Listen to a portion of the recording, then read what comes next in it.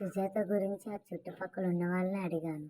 తను చాలా మంచిదని, తను అందరితో సరదాగా మాట్లాడేదని, తను సురేష్ క్లోజ్గా తిరిగేవారని చెప్పారు.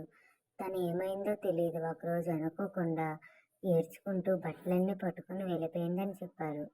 మరి సురేష్ ఎక్కడున్నారని అడిగితే, సురేష్ తను ఇప్పుడు సిటీలో ఉంటున్నాడని, తను మంచి జాబ్ చేస్తున్నాడని, బాగా సంపాదిస్తున్నాడని చెప్పారు. ఏదో వ్యాపారం ఏదో పెట్టుకున్నాడని చెప్పారు. అయితే తనకేమైందో ఏంటో ఎలా తెలుసుకుందాం అనుకున్నాను. సురేష్కి సుజాతకి పెళ్ళి అవ్వలేదు, మరి వాళ్ళిద్దరు ఎక్కడున్నారు, అసలు తనకేమైందని ఆలోచిస్తూ మా ఆయన వచ్చారు. తనకి ఈ విషయం చెప్పాను. ఇదంతా వదిలే మనకెందుకనేసి అన్నారు. ఆ డైరీలో తను ఏదో రాసి ఉంటుంది, అదేమో స్టోరీ ఏమో, ఎందుకులే వదిలే అన్నారు. నా మాట పట్టించుకోలేదు. తనకి రాత్రి సుజాత కనిపించింది.